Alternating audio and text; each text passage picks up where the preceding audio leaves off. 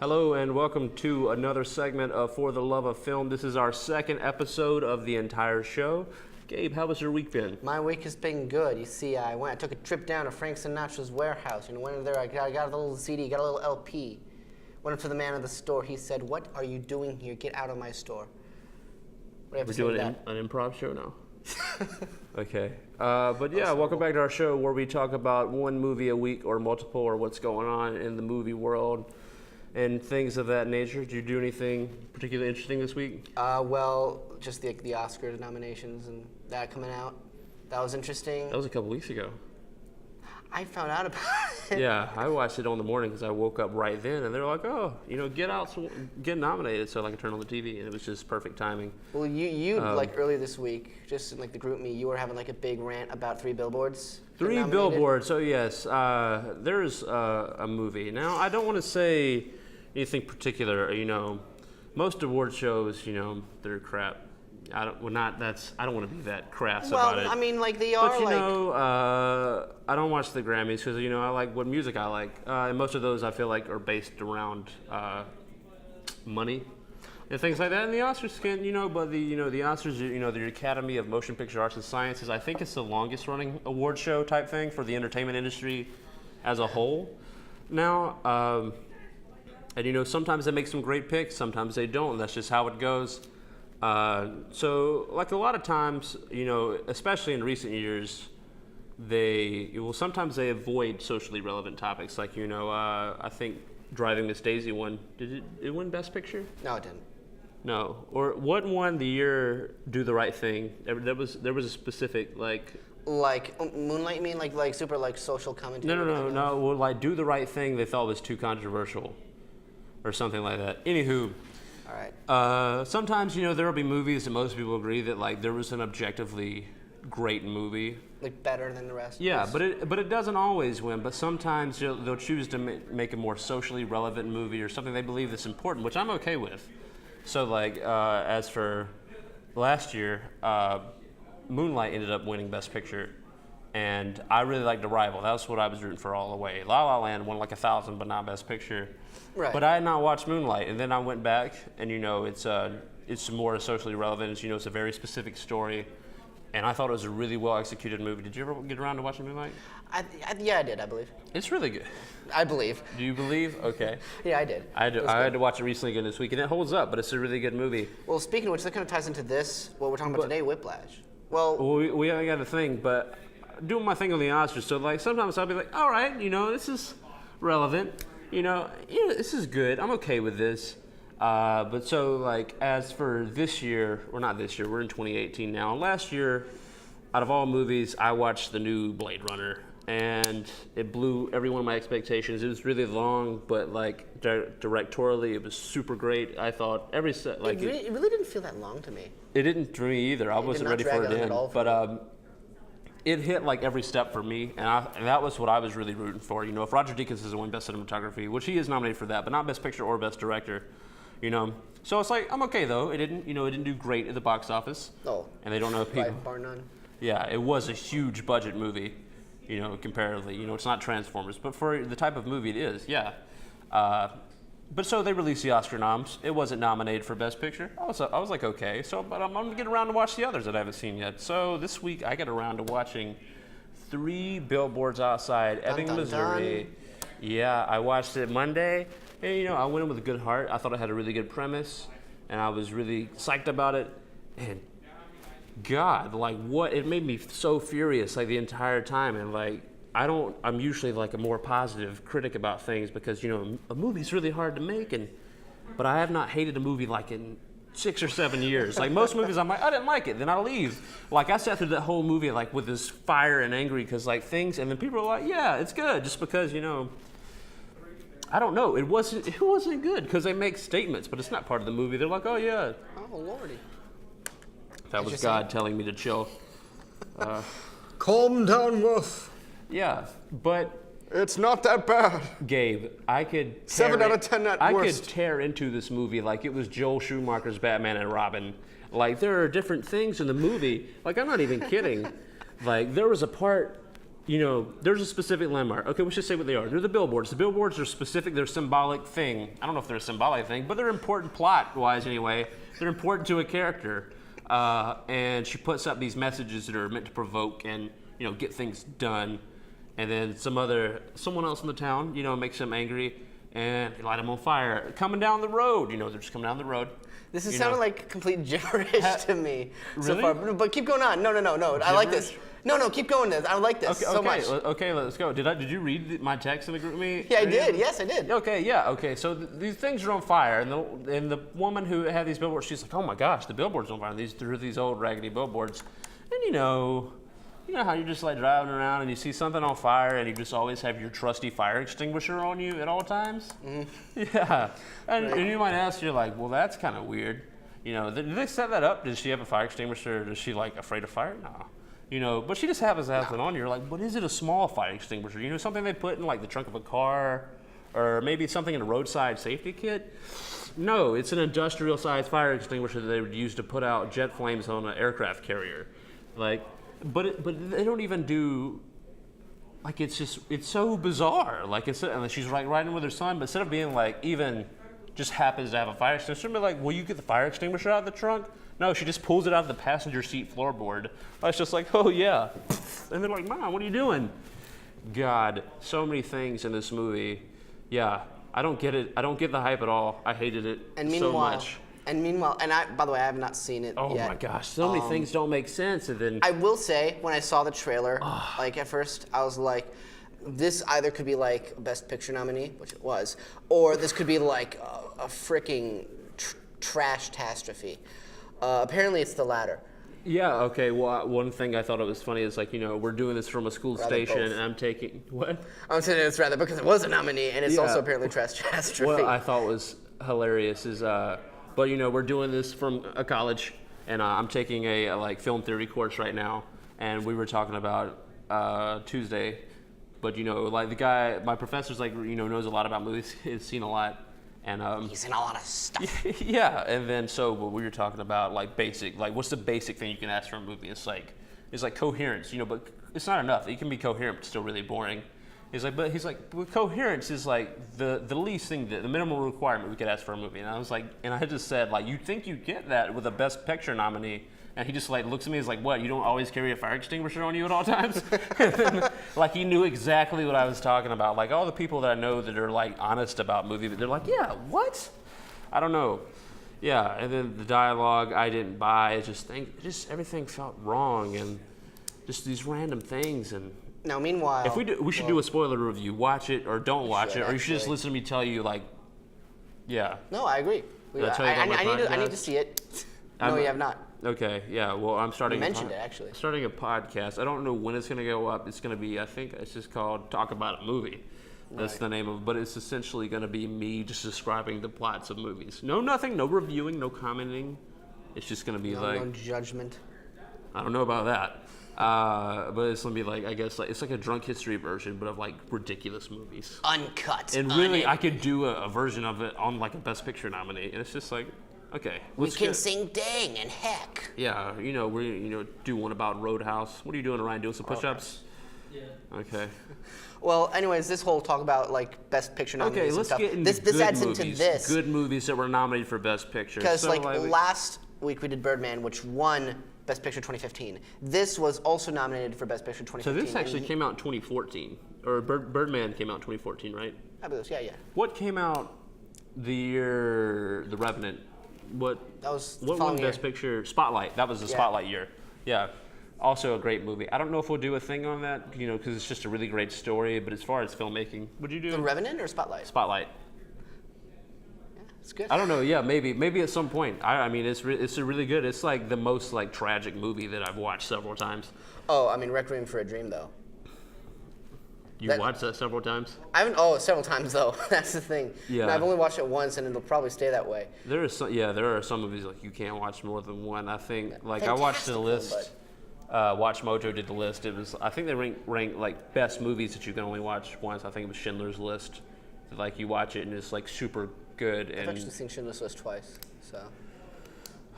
Weren't you the brave one? Screw you, WatchMojo.com. Okay, yeah, let's get into good movies. Now, Birdman, I thought it was great. You know, it had, you know, great artistic, you know, and directorial vision. A bird's eye But a view. movie that I liked more was this movie. This was my pick. This is what I wanted to win Best Picture. Now, I thought La La Land, you know, was a little overhyped. You know, I thought it was a great movie, but I didn't think it deserved like a billion Oscars or whatever it got. It was Oscar bait, though. It was a great film, but it was Yeah, Oscar well, bait. you know, anytime they make movies about Hollywood, yeah. But so this movie is about, you know, this kid who wants to be a jazz drummer, which sounds really generic.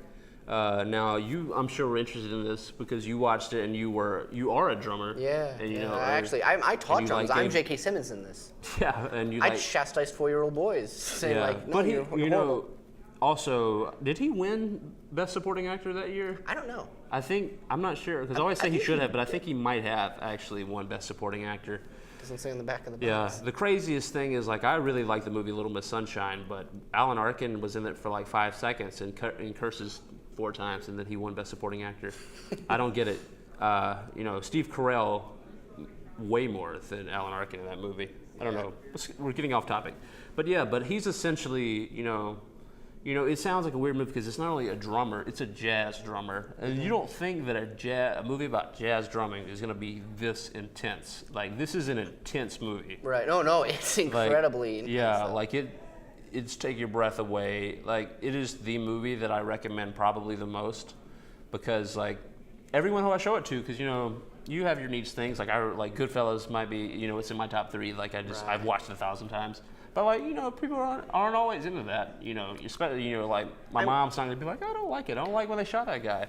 But I'm for one, like, I like Goodfellas. I'm like those high-octane stuff. I'm more like a big fan of, like, slow-burning movies. Where Yeah. it's, like, very slow-paced and kind of, like, not, like, slow in the sense of it's just boring. Nothing's happening. no, Goodfellas, Like when The I first Shining watched or it, something like, like I that. thought it was, like, okay, but then it's, like, it grew on me more, which sounds weird for a movie like that, but it's just like that movie we're getting off topic again. We're going to do a Goodfellas movie. Let's talk about J.K. Simmons in this. This Speaking of movie- intense, Jesus. He's like, I think people, I will describe him, I think a lot of people have described him as pretty much the drill sergeant from Stanley Kubrick's Full Metal Jacket. Almost no worse, even, in some regards. Because this guy's like, Psychologically, way worse. Oh, 'cause, yes, you know, yes. like, yeah, in Full Metal Jacket, you know, he's your doing his standard- job. He's doing his job, and then, like, you know, it's what you'd expect. He's just harsh as shit. Right. Bob And Ross was a drill sergeant, and he hated it, but he was good at it. Yeah, now this movie, I had to watch it again this week, and so the thing is that Andrew Neiman is a drummer, and he's at Schaefer. It's a fictional conservatory, but I guess it's supposed to be like the It's fictional not Schaefer, equivalent. but it's like. It is Schaefer, I'm pretty sure. I'm pretty it sure it's doesn't say. Schaefer. I'll have I'm to- just going to tell you you're wrong, but it's Schaefer. Okay. But I think it's a fictional version of Juilliard. Yeah.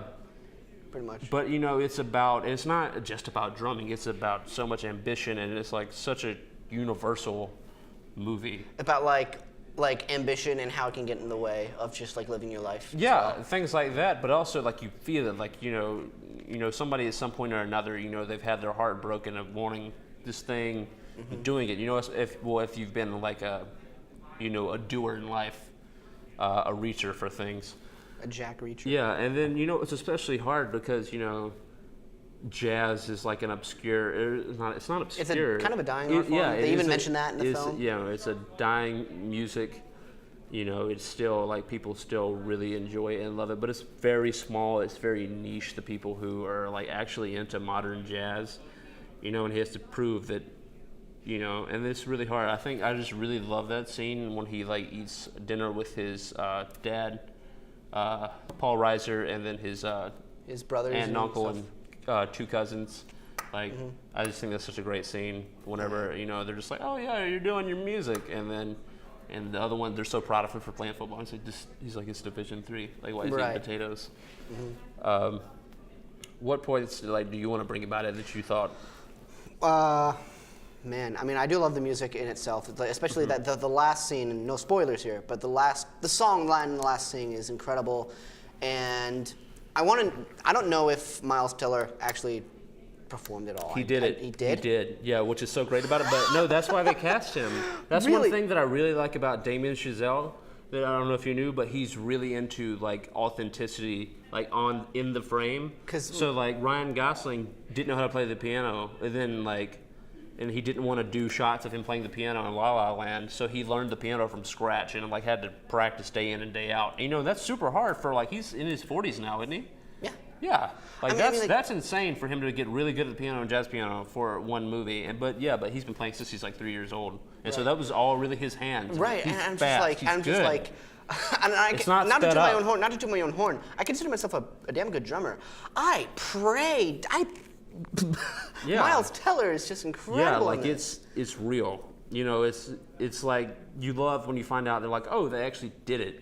Or like, Right. you know, or like if you watched a fight scene, they're like, oh no, we actually punched him in the face because we wanted to feel real. You know, I was actually not all the I time. don't wanna with get off with that one exception of Marlon Brando and that thing. Let's not talk about that. rest in peace. Good night, sweet prince. J.K. Simmons. He was crazy. Yeah, he what does a great great. actor. Miles Teller as well. That's literally everything we've talked about so far. The cinematography is great in this. Great. You know, it sets the tone. It sets the mood. There's this and- one shot near the end of J.K. Simmons with like the light going against him, and I think you know what I'm talking about. And I'm just like, oh. Yeah, was there's that, and there's the moments, and there's I don't know, but there's this intense scene that I want to talk about where that makes him late for something, but I won't tell you like what happens because I think no, it's a that'll be really huge. just like I mean even though it's not it is a big part. It is a big, it's actually a it's- driving part yeah, of the it is story. yeah. But I really want to talk about it. We'll have to decide how we want to do the show. If we want to do like a spoiler review of the show, because you know, like there's maybe like 3 of you that are ever gonna watch this. You know, we're mainly just doing this for fun. Right. I don't know. It could get more popular. We might get up to like 4.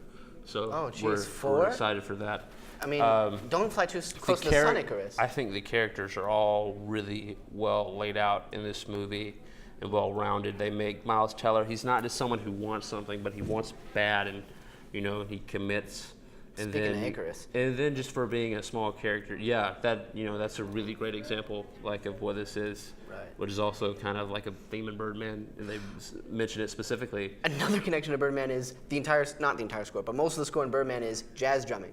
Yeah, So, yeah. Oh, I mean, well, that's not. This movie has like this intense sense of rhythm, and I just enjoy it all around. Like it starts out, and I forget how it starts out, but it starts out with that this intense like snare, and then The it fills, builds, and fills. just builds, and then you know it's got those like really and it's a movie about music and stuff, but it utilizes silence very effectively, I think. I didn't think about it that way, but that's very true. Yeah, I think, well, that's one thing that I've learned, before I would ever try to make a movie of my own. They say you need to learn those things, about the value of silence. And that's one thing that, Martin Scorsese has been praised for, that he learned on Raging Bull, is that, once you're having so much sound, or have 20 minutes sound, you've forgotten what it means to be still and quiet. And those moments can be very effective. We saw that like in Dunkirk this past year. Raging Bull used it super effectively. There's a really good Every Frame of Painting video on Scorsese and the Art of Silence. Have you seen that one? Yeah. Yeah, it's great. That guy's awesome. I think he retired. Literally every person like us has seen every frame Yeah. of painting and we bow down to them. Yeah, Really? and you've watched it several times. It's Tony Zhao, dog. He's the man. I think, he's trying to actually pursue real filmmaking, isn't he? I didn't know that. Well, I think that they ended the channel. No, I know that. Yeah, well, I thought that was what for, to like dedicate That's true. time. And I remember reading the post. But I mean, he could have made YouTube money forever making those.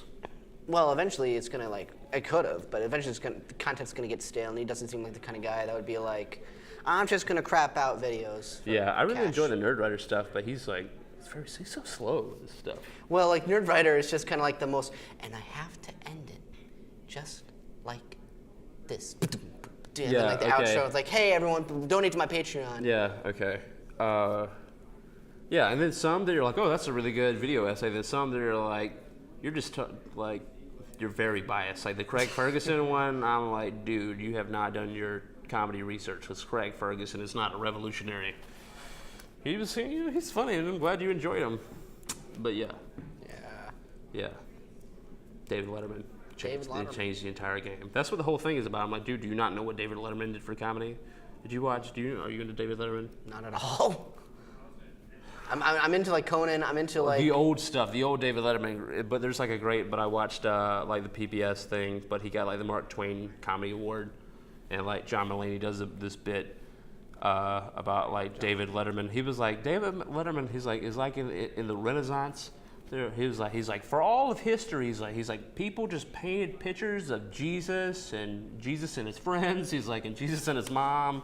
He was like, and there's some guy, he's like, just painted a bowl of grapes. And they're like, you can paint grapes? And like, he's like, that's what David Letterman did for comedy. I just love that thing. But let's get back to the movie. Right. But all the characters, and then like I rewatched this movie, and there's this certain ambiguity about J.K. Simmons' character. And watching it again this week, I picked up on things like so clearly that he, did care. Or I feel that way. That's a question at the end of the movie. Because the big question of this, I guess the big ambiguity is J.K. Simmons just an incredibly big blowhard about jazz? Is he a psycho? Or is he a psychopath? Abusive? Or is he both? Or is he is he a psychopathic person who really cares about greatness? I think he's a drill both, sergeant, really. but it's similar to people die when they're like I want to be a Navy SEAL. People die every year being doing Navy SEAL training.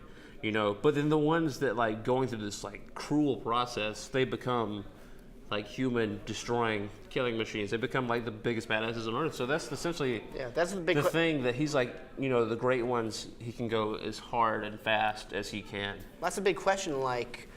At one point does art?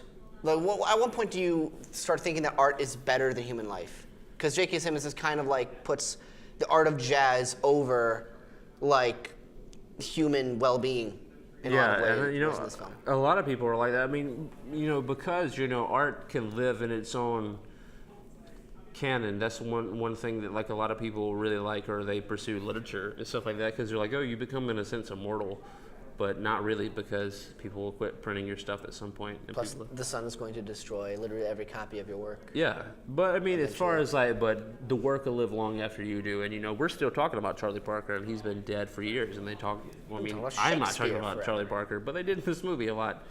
And I was in jazz band in high school, and I really dug it. What did you play? Played the saxophone. I played the alto and the tenor. I kind of figured, actually. When I was asking a question, I'm like, bet it's saxophone. Yeah, fat guys always play the saxophone. Not what I was going at. As pre-vegan Bill Clinton. I knew a guy, I had at the music academy I worked at, we had this one guy, super skinny dude. Almost cancer patient level of skinny. He wasn't a cancer patient. Yeah. Played the sax. He did everything. He played piano. He taught saxophone as well, taught vocals.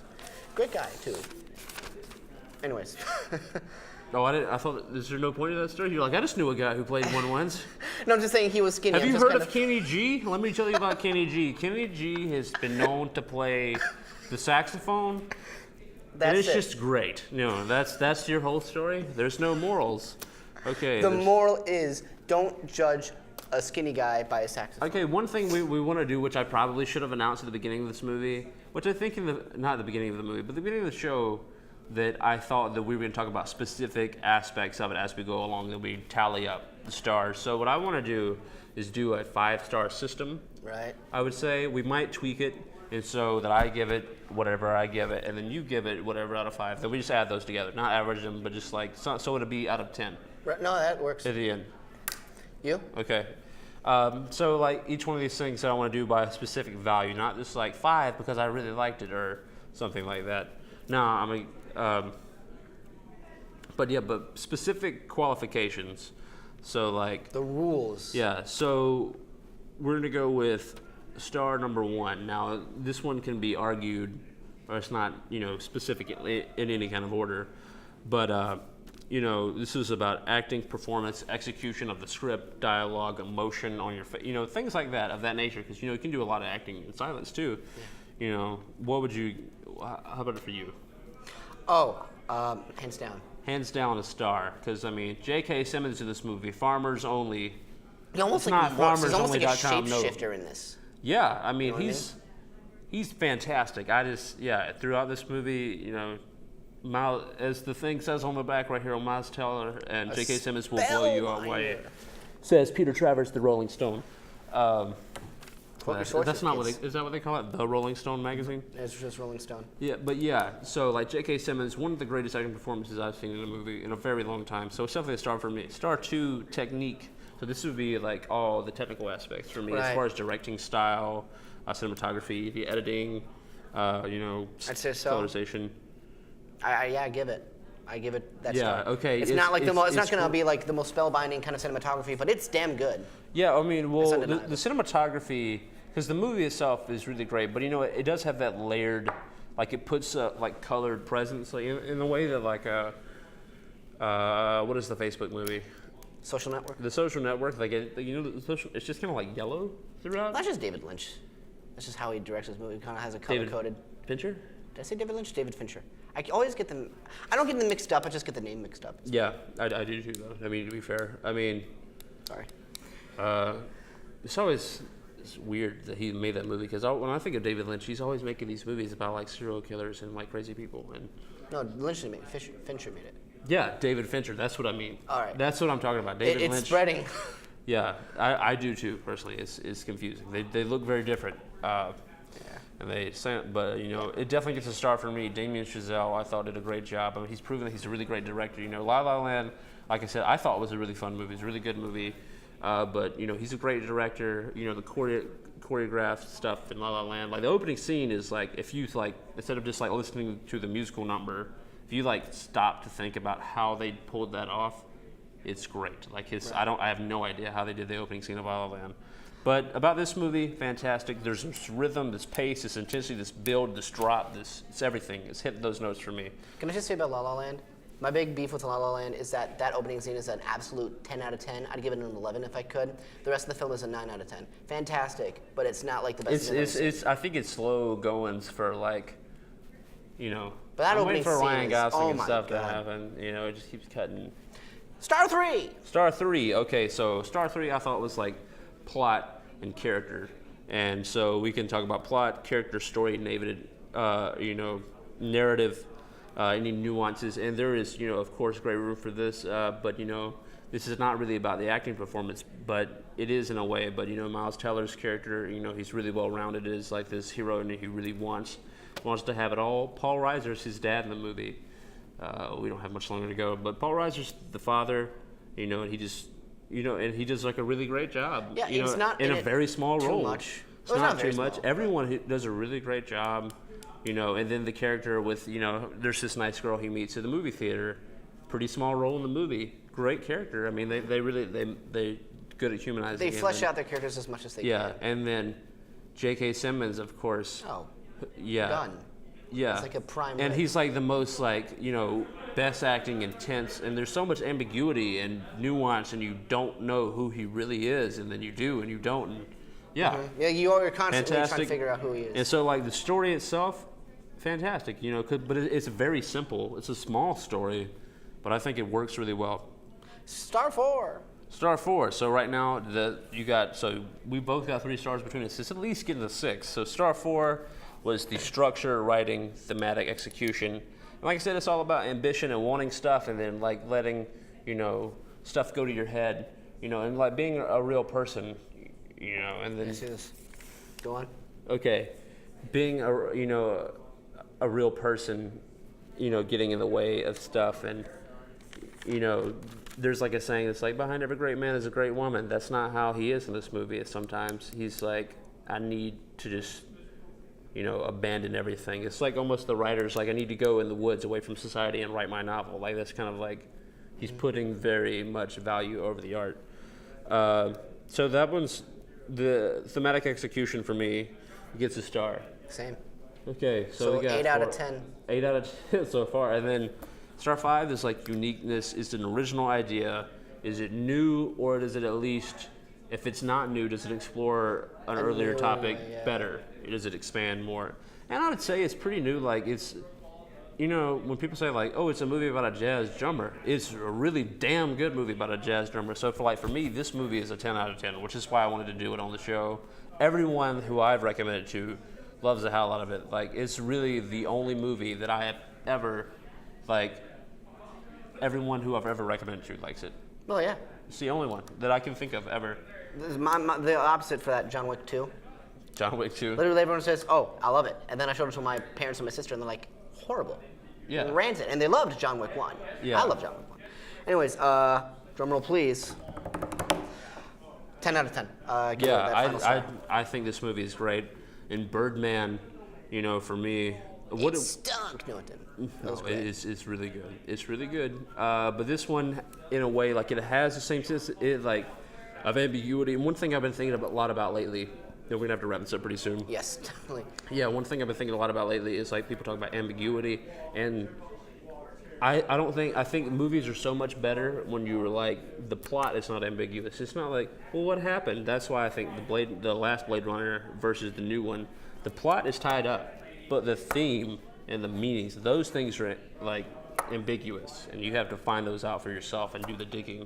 And so for this movie, the plot it's wrapped up, you know, after the movie, you might, because somebody might be like, but it was very fulfilling for me, and then you can chew on it and spit it out and chew it up again. You can watch this movie over and over, and it gets better every time. I love it, and you love it as well. Yeah. And is there anything else you want to say before we sign off? I just want to say, J.K. Simmons, if you're out there, I'm looking for you, and I'm gonna come up to you. I'm gonna say, hey, can I buy you a martini? Can I buy you a drink? Come on, man. Come on. You seem like a nice guy in interviews. Why you gotta be mean all the time to poor old Miles Davis here? Why do you have to be so mean to Peter Parker? He's just trying to do his job. Come on, J.K. Rolling. Okay, let's do the sign off. What should we start saying things? Same. Come back and see here next time. I don't know what movie we're doing. Maybe Raging Bull. Probably not. No. Yeah. No, I disagree. What? You don't like Raging Bull? I just. Have you seen Raging I Bull? have not seen Raging Bull. That's why. You should check it out. I've not seen a lot of stuff lately. It's ranked like the third. I need to get back up. You know how we talk about The Godfather and like Citizen Kane? You know, like Raging Bull's ranked like the third greatest movie of all time. Yeah. Yeah. I also own it on Blu-ray. You should check it out sometime. All right, I will. We don't know what'll be next week, I but watched trust me, it it'll like- be good. Maybe bad. We'll find out. Probably I watched bad. it like 6 times over Christmas, so we'll probably not do that one. But something. Something. See us here, same bat time, same bat channel, which is actually a Tiger channel. All right. Ba-da-ba-da-ba-da. Movies.